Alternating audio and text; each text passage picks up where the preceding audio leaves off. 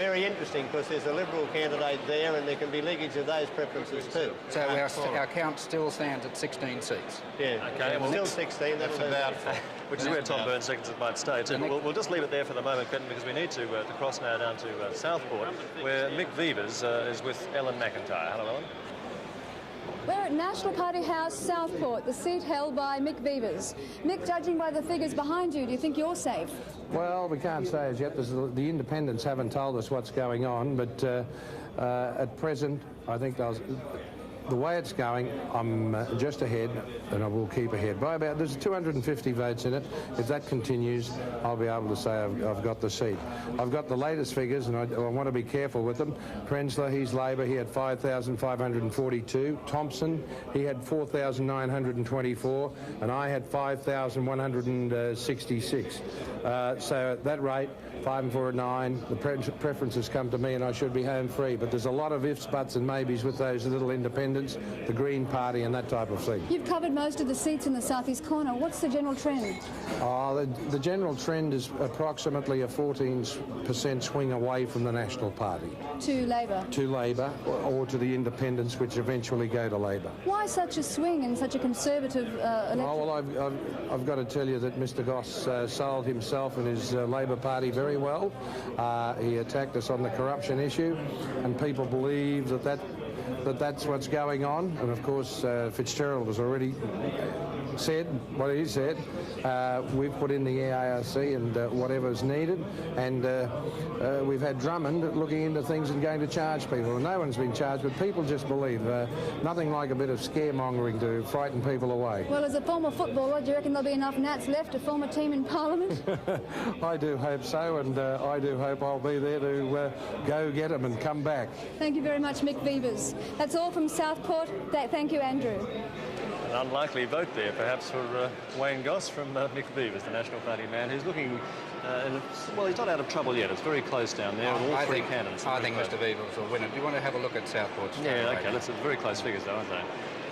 Well, as you can see there, Mr Vevers has got 31% of the vote. He's taken a substantial swing against him, but he should get across the line. If we could convert that to two-party preferred, see how they're coping with the Liberal Party conversion. You see there, with even though the drift of Liberal preferences programmed into our computer, Mr Vevers is well across the line. There's 78% of the vote counted, and you'd have to call that one for Mick. Except that it does rely on the Liberal Party preferences being distributed before the National Party. It's just possible, is it not, that some of those we have programmed in a leakage of Liberal preferences to that. So there's a 19.2% swing against Mick Vevers, and the Labor Party has done exceptionally well in that seat. The point I was getting at, though, is that if you look at the Rowe and Sherrod names on that list, one is a Green candidate, one is a Democrat. They'll drop out first. Their votes would tend to favour the Liberal candidate ahead of the National Party candidate. So it could still be quite interesting. Still a little bit of mileage there.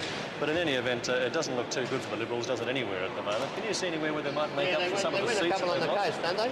Sorry, no, they can do better on the coast. Well, I think if you look at the South Coast seats and Albert, well, no, the South Coast seat, the Libs have got a chance there. And I think they might have a chance in Surfers Paradise. Well, let's look at Surfers Paradise now. I don't think we've seen Surfers Paradise this evening. No, they can't anymore, not on those figures. The figures have changed now. That makes them run last. They won't win it on the basis of that. They have been... No, we haven't. Let's move on to another, the South Coast team. Judy Gammon, I think she was in trouble last time we saw South Coast. Russ Hendersol headed the seat, of course. And I think Mr Quinn, have we got... Where is he? Currumbin? I think that's too close to call. South Coast is too close to call. It's about the same as last time, Michael. Okay. I wonder if we could look... You won it by 100. We'll think we'll win by 100 this time. What's that? Yeah, that's right. I was saying South Coast. Last time we lost it by 100. This time we'll win it by 100. Yeah, that's what I think. I just urge caution. I think the Libs could win that. There's nothing in it. No. I wonder if we could look at the coast north of this. Why don't we look at Nicklin? Nicklin, yeah. Why don't we look at Nicklin to the north coast too? I think we're having some computer trouble at the moment, Peter. We can't do that. So we're having trouble getting some of those figures at the moment. Why don't we, at this stage, see if we can't get back to the overall picture, because it's probably a while since we've had a look at the statewide trends and the Brisbane trends and so on. Nicklin, no, Let's see if it's possible. the Nats ahead of the Tom, Libs. just hang on one second. We're just trying to clarify here if we can see the no, we can't see. No, in fact, our computer's down at the moment, so talk with your heart's content, Tom. Well, up in Nicklin, there's so many preferences involved in Nicklin that you just couldn't call it at this stage. Our candidate's 5,353, Dr Matthews, the National Party 3,500, and the Liberal on 3,400, with one independent with 1,400, and another number of smaller independent figures. It's impossible to know which one of the Libs and the Nats will run last, and that will determine that seat. Who runs last out of the Liberal and the National Party? I'll make a prediction at this stage. On those figures, Neil Turner is going to have a comeback into state politics, because the independent candidates are former National Party people, and it's certain their preferences will go strongly to Neil Turner. So at this stage, I'm predicting a return to state parliament for Neil Turner. That's an optimistic assessment, Michael. You must believe that everyone chucked up while the National Party pre-selection bonus are going to give their votes back to the National Party. That's a pretty flippant comment, John. The National Party have handled the people on the Sunshine Coast very badly in pre-selections in the past, and I would agree with John. I don't know that I'd guarantee their preferences will leak very heavily to the National Party. Well, let's see. But I'm saying that Neil Turner will be returned to state parliament. Right. Okay, we're obviously having a bit of trouble getting any meaningful figures up now. We have got some figures back now, thank goodness. Why don't we at this stage see if we can just go back to a state of play here, try and get the We're at 16 seats, and Tablelands was the next seat we wanted to look at in our possibles.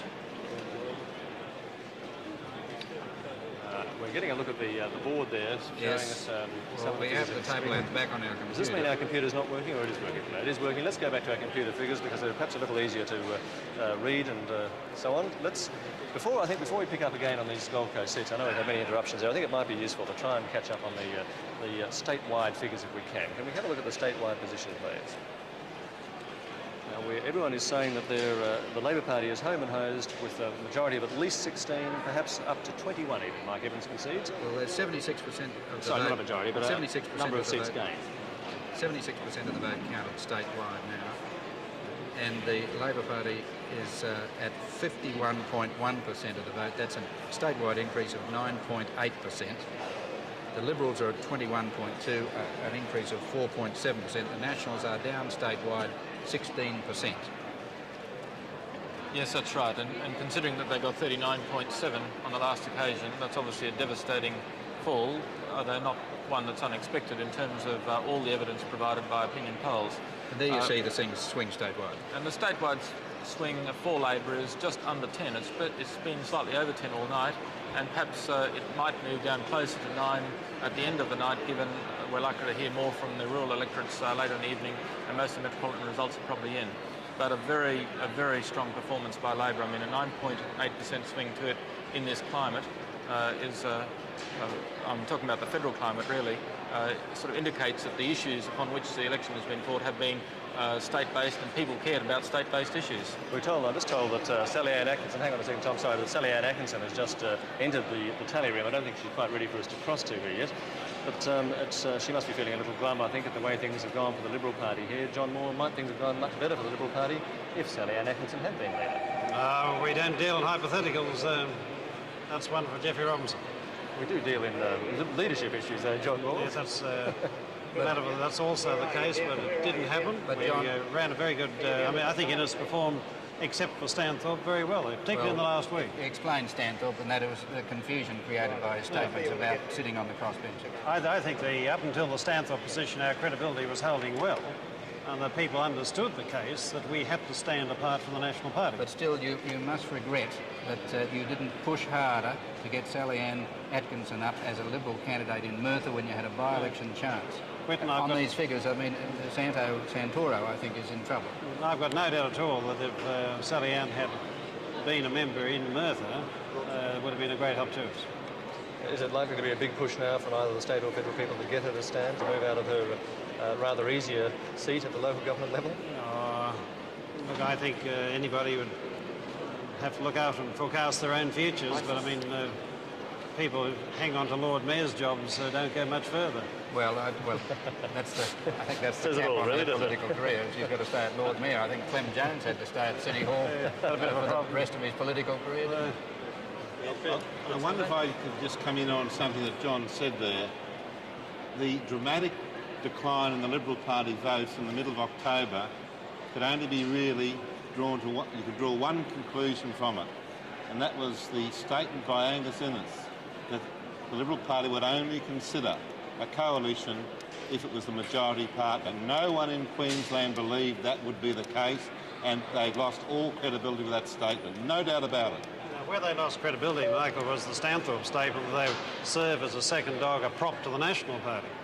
Once we kept ourselves with a credible distance from the National Party corruption problem in Brisbane, we had a chance. But once you got put into a position where you're seen to be accepting the Labor Party propaganda of a vote for the Liberals, the vote for the Nats, we were done. And that's what happened. But it wasn't propaganda, though. You people have been doing that in the Parliament for the last 20 years. I mean, you know, all of a sudden you announced in public what you've been doing in private.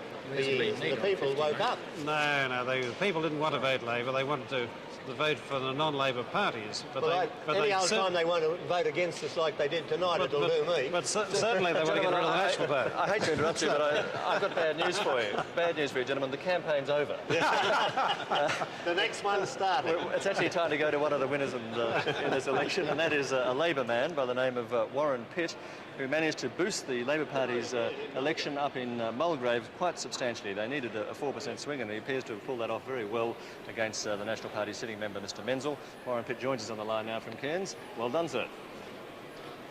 You hearing us okay up there, Mr Pitt? Yes, I can.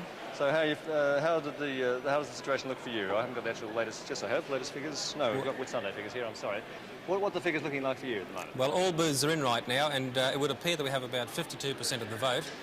There's been a swing to Labor on the coast, a substantial swing of between 6 and 7%. On the tableland, a traditional National Party stronghold.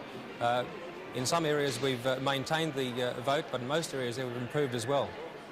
So you are definitely claiming victory at this stage, Warren? At this stage there's only postal votes to come in and a few informal votes to be discussed. I would say yes, we're here. What did it for you, do you think? I generally think the overall state situation impacted on Mulgrave more than the local National Party organisation expected. You mean by that, do you mean the corruption issue? That's correct, yes. Was that a surprise? Why weren't they expecting it? I think they believe their own propaganda. Moving up the table and the area, as I said before, which was their stronghold, there's a feeling of betrayal up there, and I could sense that during the campaign. I don't think they sensed it themselves. OK, well, congratulations. Good to talk to you. Thanks very much. Thanks very much. OK, we now can cross over to Terry Geiger, who, of course, is a Liberal Party candidate, and he's talking with Michael Gleeson. Conceded defeat. Mr Geiger, what went wrong? Well, obviously the total collapse of the National Party has dragged the Liberal Party in the cities down. In this seat, in fact, we increased the Liberal vote by 5%, but a fall of 17% in the National Party vote just couldn't be held. Well, what are the implications of a Labor victory? Well, one of the great implications, the historic implication, is that the gerrymander is over, and we'll never again see a thing like appears to be occurring tonight, where the National Party, with the same number of votes as the Liberal Party, may win 4 times as many seats. Well, can you tell me why the Conservatives have been rejected? I think that the implication on the national vote tells that the people believed the call by Wayne Goss for 3 years to clean it up. And they've acceded to it, but he has only 3 years. Did the Liberals err in not accepting a coalition when earlier this week Sir Robert Sparks attempted to throw them a lifeline? Oh, no. It would have been far worse in the results if we had have, because the people would have seen that the Liberal Party couldn't be trusted, that we would sell out. Now, the Liberal Party won't, they didn't, and that will be the strength of our build-back for the next election. But the Liberal parties have been cleaned out as well. Oh, yes, but the Liberal Party will come back from a position of known and proven integrity and a strong support base in the cities, with the Nationals that no longer exist in the cities. So the Liberals, in a way, will be pleased to see the gerrymander go with Labor in for 3 years? Oh, no Liberal is ever pleased to see Labor in for any time at all, because Queensland now enters a dark age, which we're confident they'll emerge from 3 years hence. Well, what does Terry Geiger do after politics? Oh, first of all, he takes a holiday, I think, and then looks towards rebuilding for the next election. Fairly sombre atmosphere here at your home tonight? Oh, no, I don't think so. There's plenty of happy people, smiling people here. Anybody who goes into this business thinking they're never going to lose is a fool. Well, that's all we have here. A surprisingly jovial Terry Geiger. That's all from Terry Geiger's home. Now it's back to you, Andrew, in the tally room. Thanks very much for that. And I mentioned earlier that Sally Ann Atkinson has joined us in the tally room. She's standing by now to reflect on this Liberal Party disaster with Greg Turnbull. Well, Sally Ann Atkinson, Lord Mayor of Brisbane, it seems that the Liberal Party may have increased its primary vote because it stood in more seats across the state, but failed critically through the collapse of the National Party vote to pick up seats and looks to be in real trouble tonight. What do you put it down to? I think it's too early to look for reasons or to seek to lay blame. I think it's very important that we should look to the future. I believe the Liberal Party is a great party. I think the fact that we increased our vote shows that. What we all have to do now is to sit down and take a cold, hard look in the light of day at where we went wrong and make sure that we now do it right from now on. The potential is there, obviously, in the council elections. I've got 63% of the vote in this city, so it's not a lost cause. It's simply a matter of doing it better and looking to the future. Would the Liberals have fared better with Sally Ann Atkinson as their leader? I think that's a very hypothetical question, and I can't answer that. That's not for me to say. What do you think the result? That's history, really. What do you think the result indicates about the relationship between the National Party and the Liberal Party as Conservatives? Well, I have always held a view that we should have, in fact, one Conservative party. I think the sort of the fighting among the coalition parties or between them is fairly counterproductive, and I think what people want is a unified Conservative force. And certainly I've said that in the past, and I'll continue to say that in the future. Are you suggesting that those parties ought to go into a de facto coalition in opposition, as it seems they will be after tonight? I'm not suggesting anything, and I'm certainly not suggesting it tonight. I think we had a real problem with the National Party, with the corruption issue. I think it was a very strong underlying current here in the city, and I think that it sends a strong message out to all people in politics and to all politicians that the electorate simply will not wear the sort of goings-on that we have seen in the state. I think it also sends out a very strong message that no government should be there too long. I think that the National Party government had been there for too long, and the electorate was simply saying it was time for a change. That's what's happened. You've missed out on the state election. There's still time for you to nominate for the federal election. Will you do that? No. Yvonne Chapman says she might be going to Canberra. You could go down on the same bus. Fine, that's fine for Yvonne Chapman. I have a very strong commitment to the people of Brisbane, to the people of the city. I live from day to day, as I've said in the past. That's what I'm doing now. We'll let the future take care of itself. Not even after March? Sally Ann Atkinson. Sally Ann Atkinson, we'll have to leave it there. Thanks very much. All right, thank you. Does the Liberal Party need a change? Sally Ann Atkinson on the tally room floor there, and interesting to hear her reflecting on the voters deciding that tonight it's time was the theme, because tonight, 17 years ago to this very night, that federal voters decided that it's time to vote in the Labor government under Gough-Whitlam.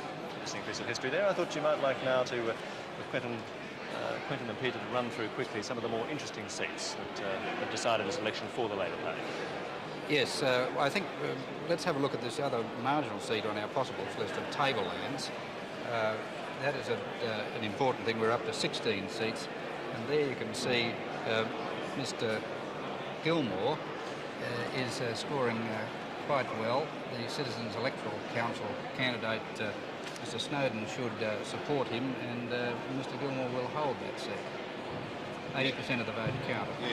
Yes, I must say this will be a disappointment to Labor, which put a big effort into tablelands. It shows that the National Party vote, well, it's declined perhaps to some extent, but it's been held much better than it's been held elsewhere. And on those figures, I agree with Quentin's assessment that it's likely to remain with the National Party. Now to Whitsunday. This was recently controversial because Jeff Muntz, the sitting minister, resigned from the National Party, recontested it as an independent. And he's polled absolutely appallingly. Yes. He's got 500 votes. Barry Gomersall, the Liberal Party candidate, has scored 18% of the vote, but the combined forces of those votes, we have a look at two-party preferred, will, well, look, it's line ball. Well, I don't think we call Whitsunday. It's probably worth repeting that we are sure that the Labor Party has won government in Queensland with at least 46 seats. At least four more are leaning strongly to Labor, and there are about 5 others which are too close to call, and we've traversed most of those in the last half hour. Right. So you're saying they could even end up with something like a 10-seat majority? I'm saying that they could end up with more than 50 They've got 46 seats now. They look like quite possibly going to 50, and there are another 5 which are even. I don't have any doubt about them making 50 now. I mean, well, I have an element of doubt. I suspect I have 80% assurance that Labor will reach 50 seats. It'll be 48, 49, if not 50. Well, let's look at some of those other seats, Peter, that you've identified that could take the total up to 50. Yes, I think there are four that we need to have a close look at. Maryborough, I'm talking about seats beyond 46 now. Maryborough is the first, and it's of course been held by Gilbert Allison. We've had some discussion in the panel about this particular seat. I think that our difficulty in calling that seat is partly provided by our lack of detailed local knowledge as to whether the Liberal Party preferences will leak to the same extent in a seat like that as they do in a metropolitan area. My suspicion is that they won't, and that will make that considerably closer than that. I just don't think we should be calling it over the line for Labor, but Labor is certainly going to go very close to winning it. We didn't count that in our total. No, we didn't count it in the 46. No. Mansfield we also didn't count. We needn't perhaps do that again, but we ought to do Toowoomba North. And in that particular seat, as you will see, in terms of primary votes, the ALP, if you convert those figures into percentages, the ALP's Dr. John Flynn has just under 45%, 44.3%. Now, once again, we're flying blind a little in terms of local knowledge regarding the distribution of preferences. I think that Labor has an even money chance of just making it over the line. But you wouldn't call it. It's too hard to call. Absolutely. And Karura, I think, is a similar situation. Yeah. I think we should look at Karura now. I think it's looking a bit better. That's looking good for the Labor Party, Karura. Yes. On the basis of those figures, Karura must be a very good chance for us. A very good chance. Yeah. What about the other wildcard seat of Callide? Yes, I think we should look. Go back to Karura, Tom. We're still with it, yeah. Now, there's a big difference here. If the Liberal Party candidate pulls ahead of the National Party candidate, then we lose. You'll lose the seat, in my view. The Liberal Party have got a definite chance of picking up Karura if they inch ahead of the National Party. But if you look at those figures, there's 7,400 Liberal and National combined, only 200 more than us. The independents' preferences will be the key to Karura. I'll check on that. Well, there's still only 53% of the vote counted too, of course. Yes, I think it could go either way, depending. You have a number for Karura? I wonder whether we could look. We've identified a couple of seats that we thought were wildcard seats. They were Callide and Fassifern because there were unusual circumstances prevailing in both. Let's look at those two seats. Or Callide first.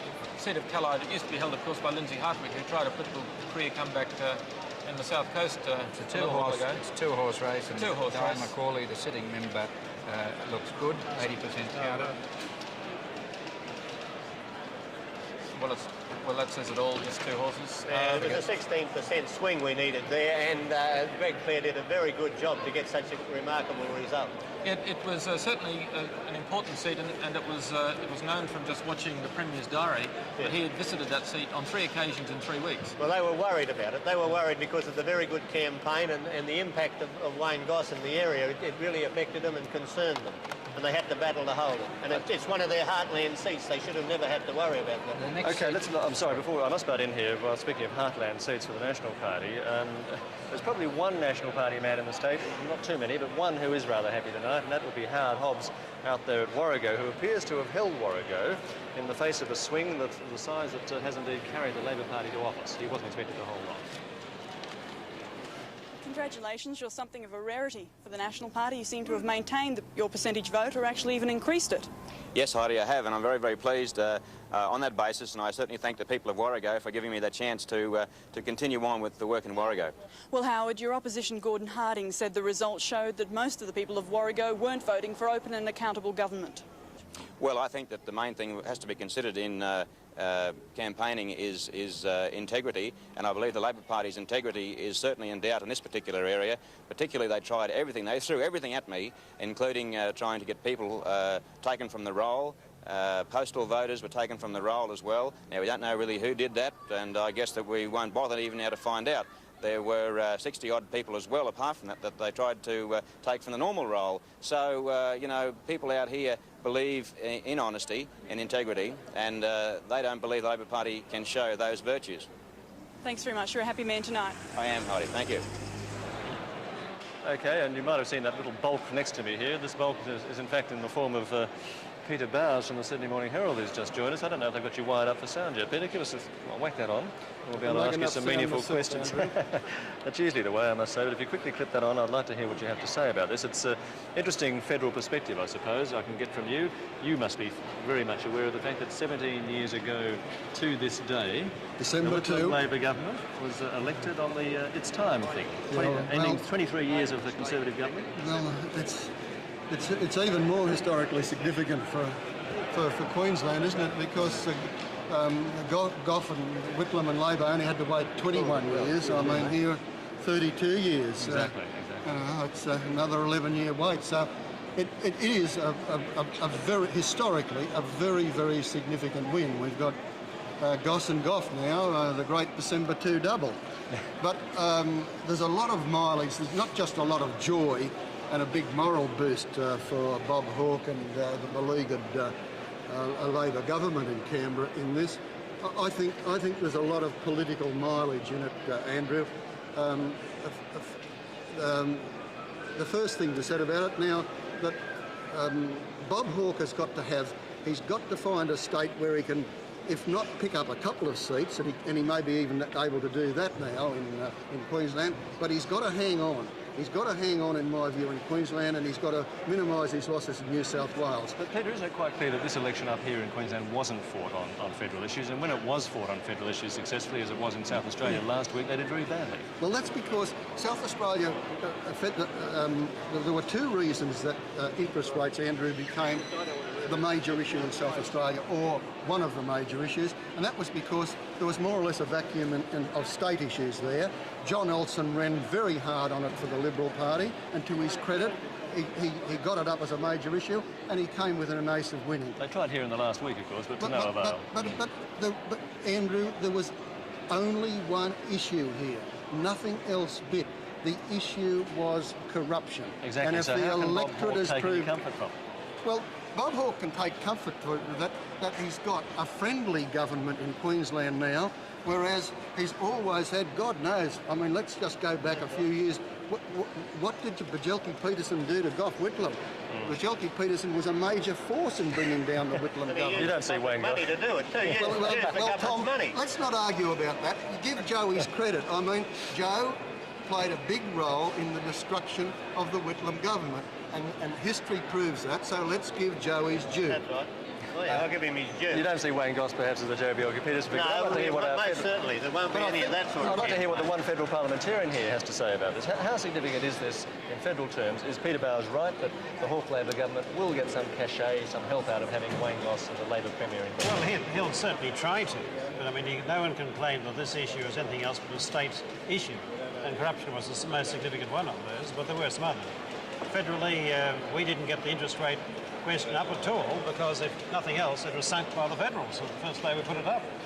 So it never got up here.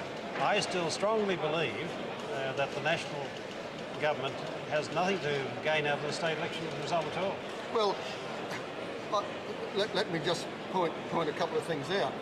I mean, the Liberals have been reduced to a six-pack. If not, no, be more than 4-pack.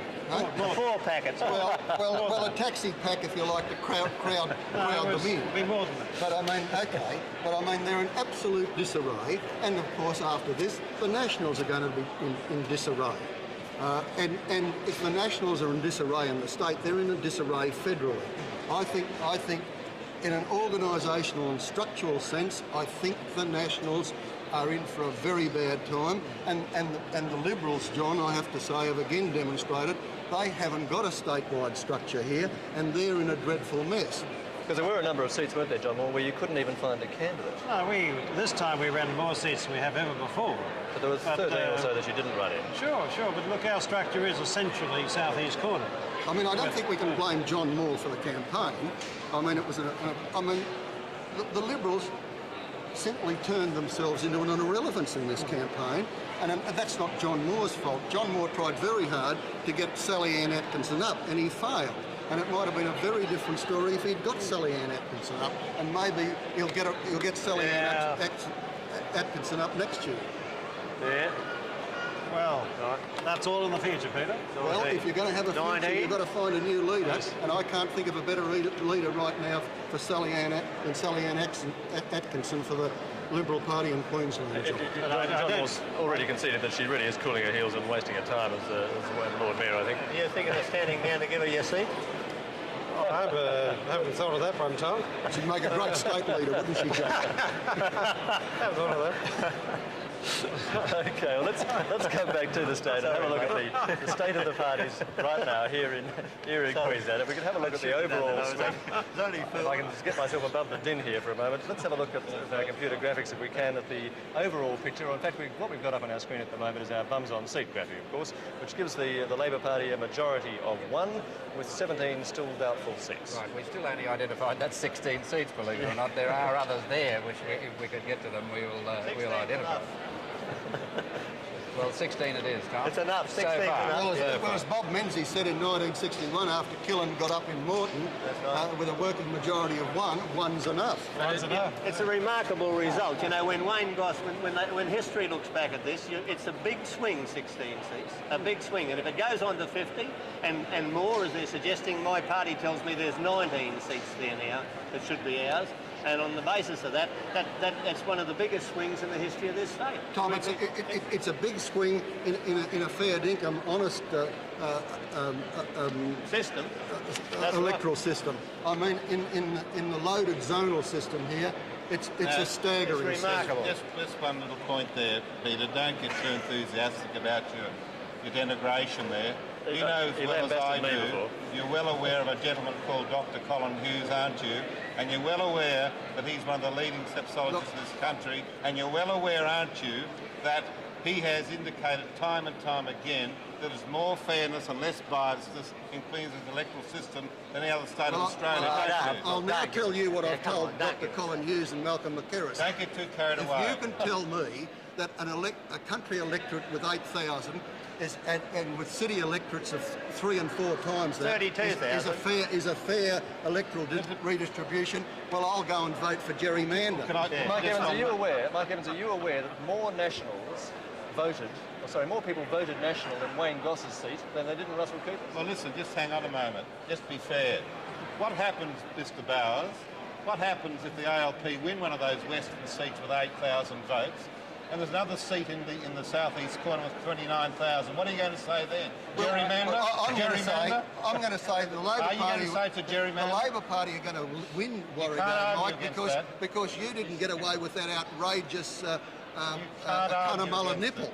I mean, and they'll win that because the Cunnamulla nipple wasn't in there to create an even further distortion. I thought you were objective. You can come back every Hang on a second. I know a crook system when I can smell it. You better explain your anatomical reference there to the Cunnamulla. Well, in the last redistribution, Cunnamulla, for some strange reason that John Stubbs understands but I don't, because he comes from Cunnamulla, as he calls it, it always votes Labor. So in the 85-86 redistribution, they drew the boundary and they put a nipple right out around Cunnamulla and put it into the adjoining electorate. And there was such an outcry that they had to remove the nipple and put Cunnamulla back in Warrego. Okay. Well, there are 89 seats being contested in this election, and a total of 335 candidates pursuing them. This is a very sexy result. And a very loud Peter Bowers on my left. Settle down, Peter. The Labor Party is standing in every seat, the Nationals in all but 4, and the Liberals are covering 76 electorates. There are 42 women standing, 16 of them with a goodish chance, or at least some chance, of getting elected. And then there are teenagers, 3 of them. Not a hope, you'd imagine, in a state like Queensland, but one of them looks well launched on a political future, in the best tradition of the National Party man from the bush. Grazier Lawrence Springborg is on track to become the youngest MP in Queensland. He's 21. He's running for the country seat of Carnarvon, and unless there's a 17% swing against him, he'll be off to Parliament. I believe that I can offer the people of Carnarvon honest, accountable and open representation, and approachable representation too. An even younger National Party candidate is 19-year-old car salesman Justin Chavot. He's given no chance. He's running against former ALP State Secretary Peter Beattie for the strong Labor seat of Brisbane Central, but believes his youth can work to his advantage. I think it will, and it has already, because I have a longer political expectancy. I'm not going to run then die. Last election, Labor polled 60%, the Nationals 6%. Justin thinks he can improve on that with his campaigning issues.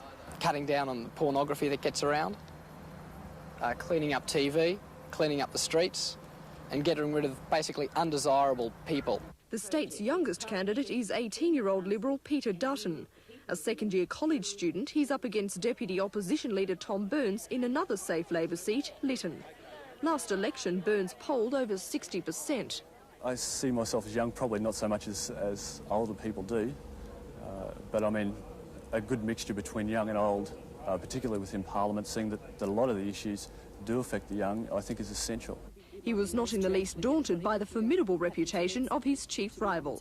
A lot of the older politicians perhaps are stuck in their way. Young blood has to come through, and hopefully this will start the ball rolling. Okay, very happy man. See Tom first. Okay, that was a big mistake to run an 18-year-old in a seat where 50% of the people are over 50. Yeah, a bit hard, isn't it? Asking a lot, I think. Boy wonder indeed. Let's have a look at the electorate of Carnarvon now, where one of those youngsters was running, Lawrence Springborg, who's only just got the key to the... Lawrence Springborg is the next member for Carnarvon. There's a Liberal leader, Angus Innes. Obviously must be disappointed. If my screen is accurate, we're seeing Angus Innes now making his way... Where is Angus? Is he on his way to the It'll be a little more civil tally room at the moment, or what? I think that's outside the QE2, I think. It looks like Angus Innes is making his way outside the stadium here towards the tally room. Obviously, I mean, there's no question that Angus Innes, in fact, Angus Innes was never going to win tonight. That was clearly known. But hopefully, as he's making his way now into the QE2 stadium, we'll be able to hear what Angus has to say for himself. Hard to do that, mate. I've done it. The Liberal Party's definitely had a very bad time, and as Tom Burns is saying, you've done this walk, Tom, haven't you? I did that work when we... Good aim, I did that work when we lost in 77. We won 23 or 25 seats, and we went up from a half a dozen seats from a six-pack. But it's a very hard walk after a hard campaign. He's coming onto the floor now. It's very hard walk indeed. I don't know if he's preparing to go straight to the podium. I don't know if anyone can give us any intelligence on that or not. Clearly, what's the most suitable thing? You can actually hear Angus. We might just let it ride with that for a moment. Angus Innes. Well, obviously, I want to say this. I'm very sad to lose some very fine city members who serve this state enormously well. And we're also sad to lose the opportunity for some excellent candidates to serve the state in new seats. The Liberal Party has suffered a swing, and in fact the non-Labor side has suffered an enormous swing, and frankly we were carrying saddlebags which just could not get us through to the barrier, and the saddlebags were corruption, association with National Party, even potentially, and the issue of corruption was absolutely overwhelming. And in some of the, if you like, some of the strongest Liberal areas, people reacted to the issue of corruption enormously strongly, and clearly wished to send a message of the strongest possible type. They could not and would not tolerate corruption, and there's no doubt that was the biggest issue. Now, there were two messages in Brisbane, sown very effectively by the Labor Party with a very well cashed up machine. The first was that the Liberal Party could not win seats outside Brisbane, and the second was that a vote for the Liberals was a vote for the Nationals. We have won seats outside Brisbane. We told the people we could win seats outside Brisbane, but clearly they didn't believe us, or they failed because of a cash difference to take our message. On our reckoning, we're going to retain the seats, obviously, of Sherwood, Toowong, and Moggill and Merthyr, and win the seat of Aspley. Mount Gravatt appears doubtful and, frankly, on the downside at this stage. On the South Coast, we will win the seat of South Coast, Nerang and Currumbin, and there's still a good chance of Surfers Paradise. So 4 out of the 6-pack on the Gold Coast are within our grasp. On the North Coast, Karura, at this stage we're in front, and astonishingly, you might say, the safest National Party seat is under very severe attack from the Liberal Party, the seat of Cunningham on the Darling Downs. Other possibles include Toowoomba North, which is too close to call, Nicklin, which is too close to call, and Albert. If we look at the seat situation, the Liberal Party is likely to end up with a similar number of seats, but from very different areas. We've lost seats in the city, quite clearly. We outpolled the National Party in target seats near the city and still lost because of the combined vote. We have won the seats on the Gold Coast we targeted. We have won seats on the Sunshine Coast, and the National Party have almost been expelled from southeast Queensland. Our vote has gone up, so that our vote is virtually the same as the National Party, 1 or 2% in total terms down, but we contested 77 to their 89 seats. So following redistribution, which is clearly the commitment of the Labor Party, if we assume their EARC umbrella is a dodge, and the commitment of the Liberal Party, it's quite clear new elections will take place on new and fair boundaries, that the Liberal Party number of seats will start to reflect our vote, which puts us into the same situation in terms of strength as the National Party. The baggage of corruption, frankly, was one which the Liberal Party, in a corporate sense, and quite clearly the National Party, just could not fight. The corruption issue was so strong that it frankly overwhelmed all other issues, and I have to pay credit to the Labor Party for an astonishingly well cashed up $5 million campaign which plugged that message constantly, and frankly, in the case of the Liberal Party, totally unfairly. So your party was my team was clean, was cleared. We stood up for the issues of accountability and corruption, but we got caught, shall we say, in the flak. It was not seen that we could in our own right win, and therefore to exclude the possibility of the National Party being in control, there were many traditional Conservative voters who absolutely walked across the top of the Liberal Party to register the strongest possible vote. Wasn't that failure of leadership, Mr. Innes? Wasn't it your job to convince people? I don't believe any leader of the Liberal Party, taking the number of seats we've started with and taking the total Queensland scenario plus gerrymander, could have fought, frankly, the issue of corruption. Not Sally Ann? I don't think anybody could have done that. I mean that I certainly pay tribute to Sally Ann for being a very effective Lord Mayor of Brisbane, but I don't believe anybody could have fought that corruption issue. It's the National Party vote that has absolutely collapsed. Our vote has gone up. Well, how secure is your position? Mr. Innes, what do you say to those six Liberals who lost their seats in Brisbane out of this debate? What do we say? What do you say? Well, precisely what Terry Geiger said, and what I've already said. The issue of corruption, frankly, I started off by saying, Michael, even though I hope you won't cut your piece like you have been doing for the last few weeks, but I started off by saying that my first regret is for those very fine representatives who serve their electorate and the state very well. Will you be standing down? I don't. I think whatever the party needs at the moment, it certainly needs some people who have had some experience. I mean, frankly, it's probably going to fall to the Liberal Party, despite the numbers, to provide the mental and moral muscle to keep Mr. Goss to his ready-made promises. One of those promises is only 3 years.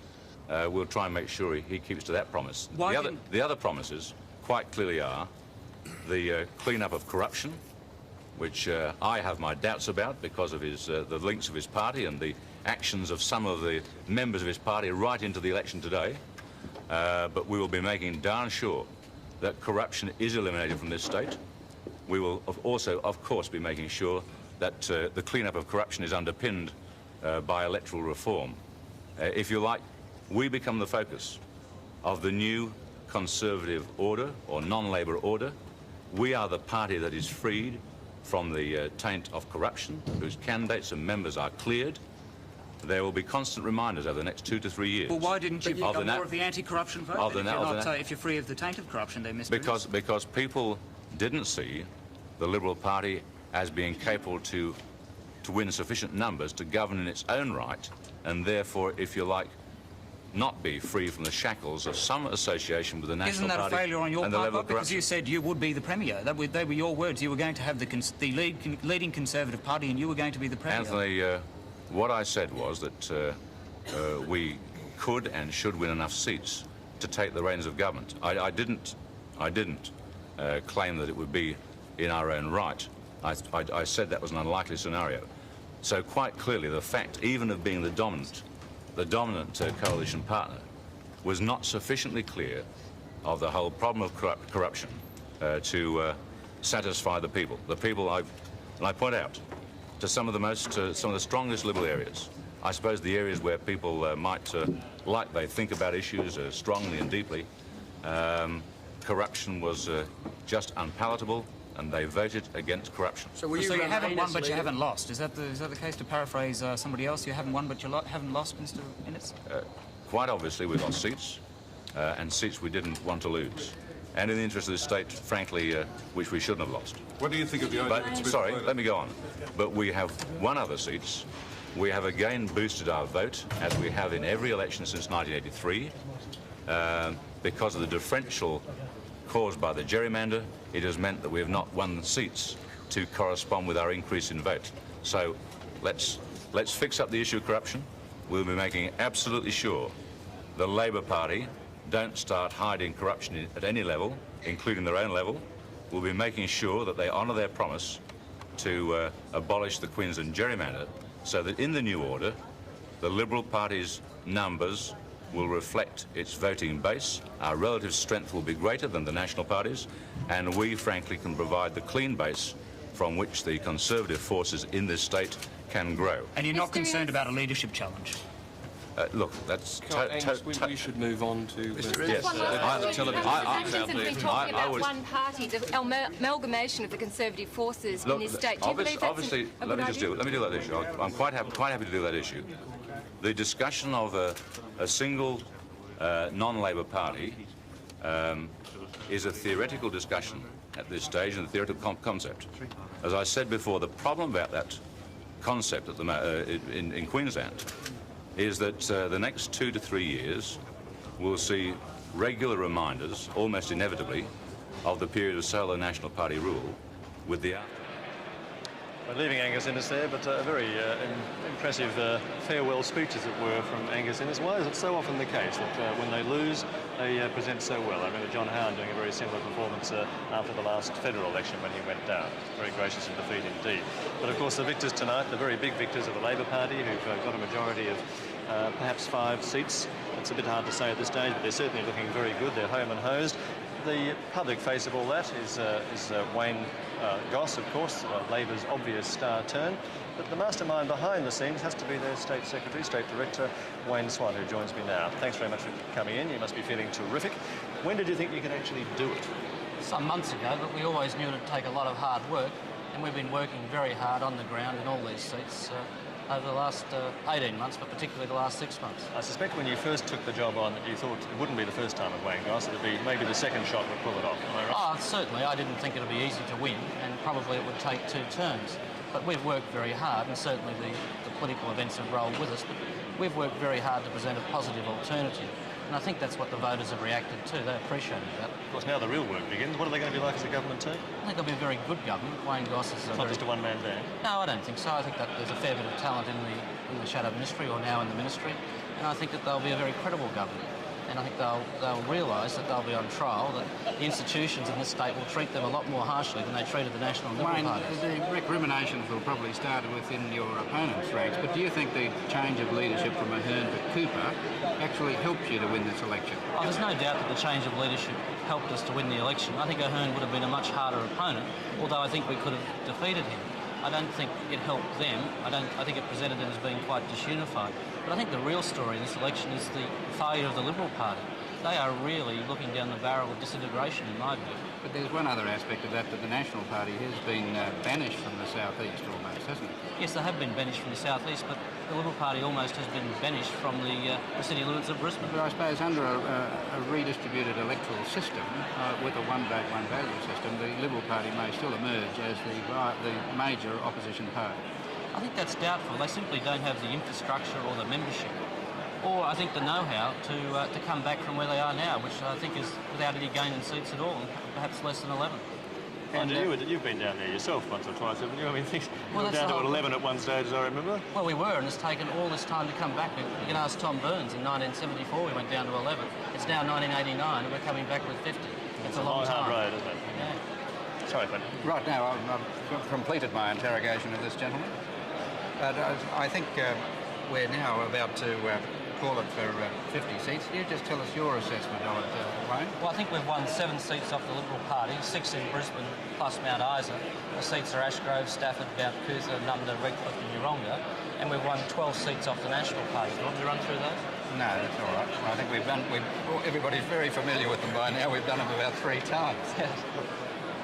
Well, congratulations. Thanks very much. Right. And when is the leader going to make his appearance? I don't think it'll be too long now. Well, we haven't had any concessions from Russell Cooper, the National Party. I understand that Mr Cooper is thinking of making a statement or appearing at 9:30. He's still checking seats. I see.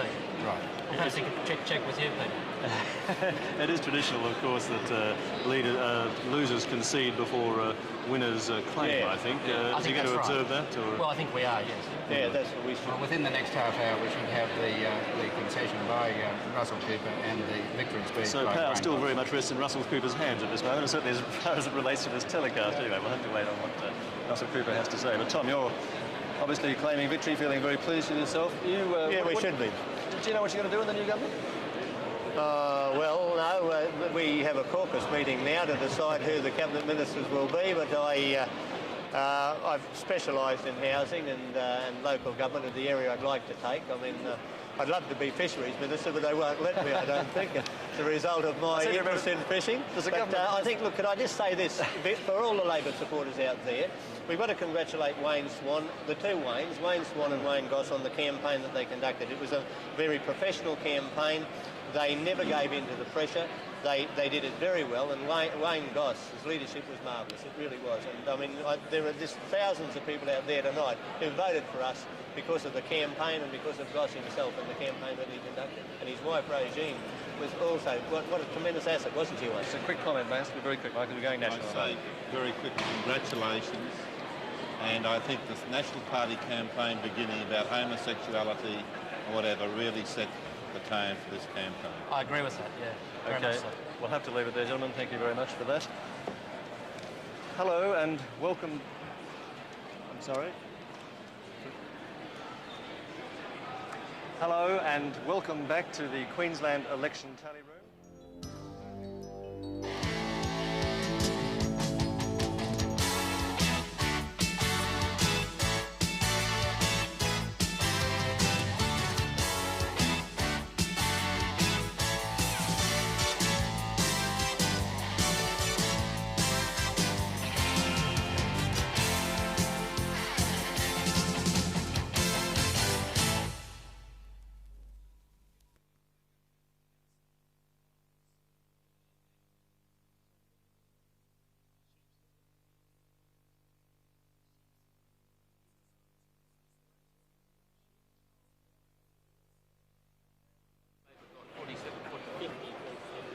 The federal voters agreed 17 years ago it's time and ended Conservative stranglehold in Canberra after 23 years.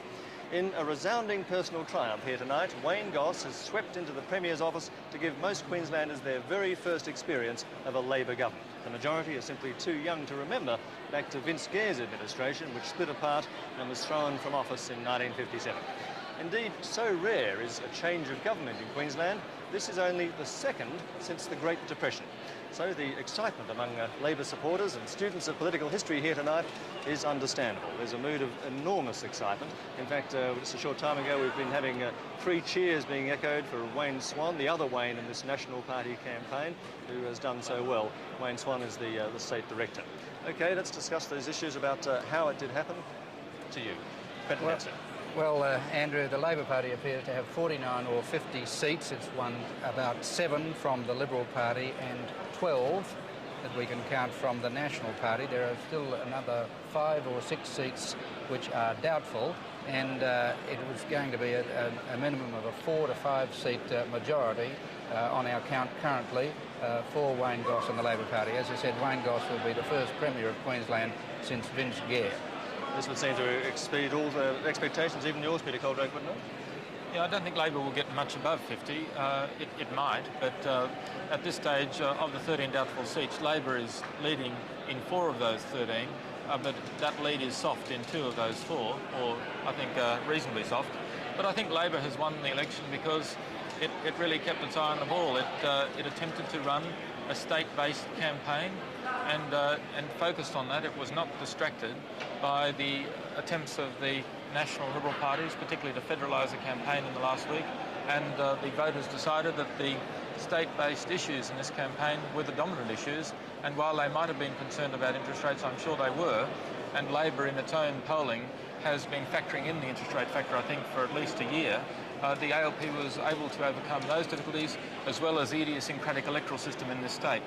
OK, let's start to have a look at some of the figures as they've come through tonight. I thought we might first of all look at the state of the parties with the help of our computer graphics here. So put up the first of those graphics now. This is our what we call our bums on seat graphic, which shows just how many seats in the new parliament Labor should have. As you can see, the Labor Party has 50 seats, the Liberals 4 confirmed, the National Party just 22 with a further 13 doubtful. This election has booted the National Party out of the southeast corner of Queensland and has reduced the Liberal Party. Well, I think the Liberal Party vote has gone up because of its wins in the Gold Coast, but it has lost substantially in the city. We'll get explanation from that very shortly from our panel. But as you can see, the National Party, there's Russell Cooper. Russell Cooper is just making his way now into the tally room.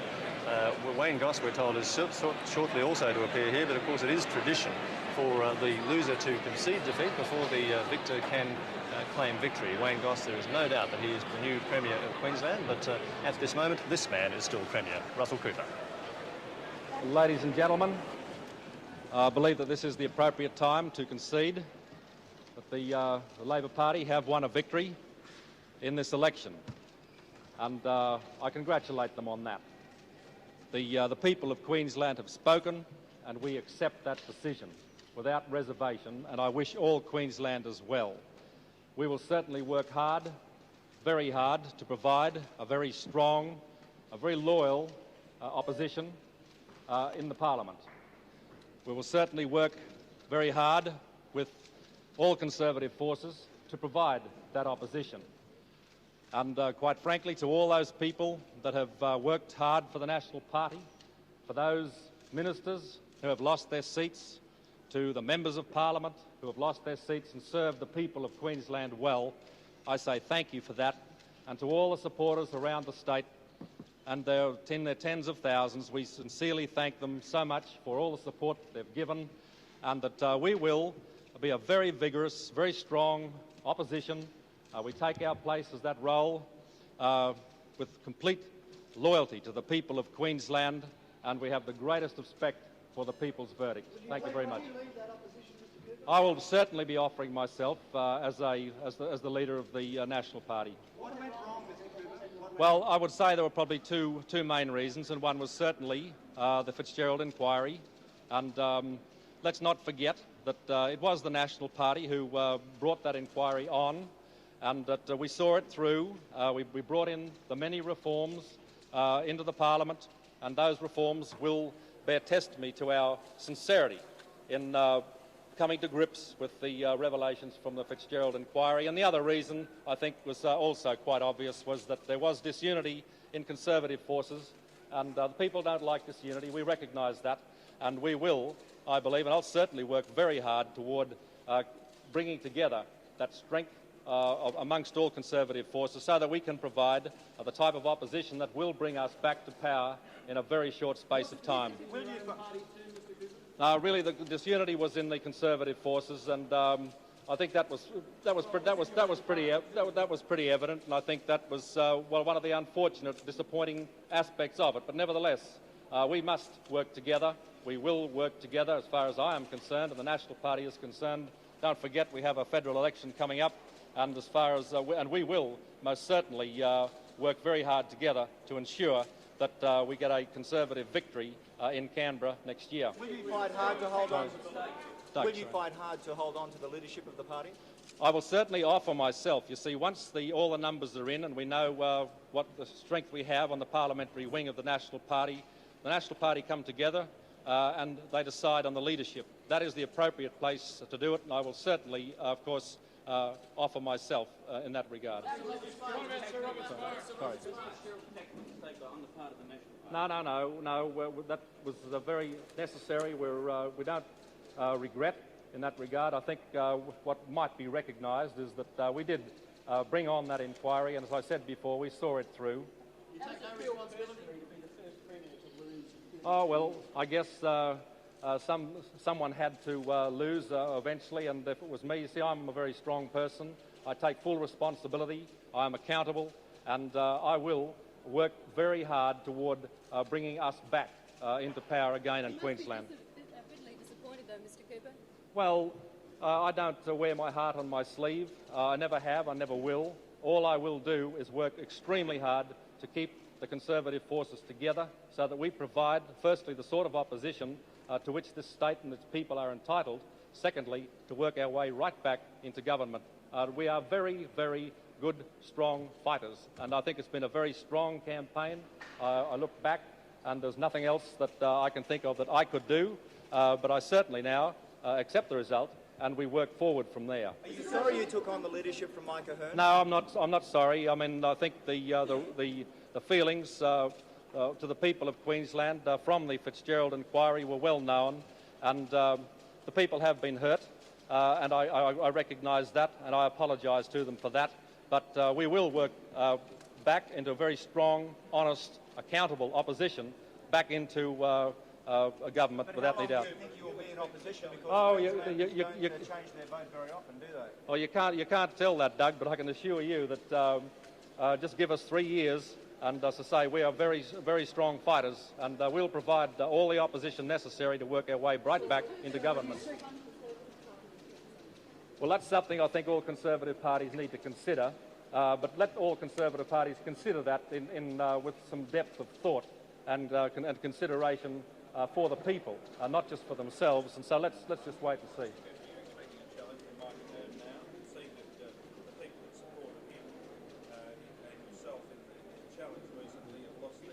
Let's wait and see what the party room think of that. You see, I'm a total person as far as the party is concerned. I work for the party, and I accept the verdict of the party, and certainly will. Once all the numbers are counted, this is still a very close election. Remember, and there are still quite a few seats in doubt, and so we must wait until those numbers are up. What's the seat that this game Mardi Gras now? Ridiculous question. What is the future for Sir Robert Sparks? Oh, that's not for me to say at all. Look, Sir Robert Sparks has served the party well for a long period of time. Now is not the time for recrimination in that regard at all. That is a matter for the party, Doug. He is elected every year by the party organisation, and the party organisation decide that. But I want to place on record my support for Sir Robert Sparks and the work that he has done for the people, certainly in the National Party, but also the people of this state. So will you seek to formalise coalition relations in opposition? No, I've just more or less. No, this is I know what you're saying, but I know what you're saying, but this is something that has to be decided by the parties concerned, National Party, Parliamentary Party as well, and the organisation, as well as the Liberal Party. So a lot of deep thought needs to go on into that. Sorry. Now, what I would like to do is now regroup and charge our batteries again, which we will do, and leave a lot of those decisions to considerable thought by the members of the parties. You've said that one of the reasons was Conservative disunity. Would you like to see more unity? Well, naturally I would like to see more unity, and there will have to be more unity, but there will be more unity because there's a lot of good, sensible people around, and very pragmatic people as well. and I can assure you that we'll provide a very strong Conservative force. Have you spoken to Mr Goss? No, I have not. I'm aware that Mr Goss is waiting for me to come to you. I've done that, and I will certainly make sure I do everything I possibly can to ensure a smooth transition of power, and I wish him well in the name of the people of Queensland. Sir, did you feel betrayed at all by Andrew Peacock not supporting you on the interest rate issue? No, I don't feel betrayed, and I'm not going into any recriminations whatever tonight. Tonight is the time, I guess, for the Labor Party of Queensland to feel elated. I guess it's the time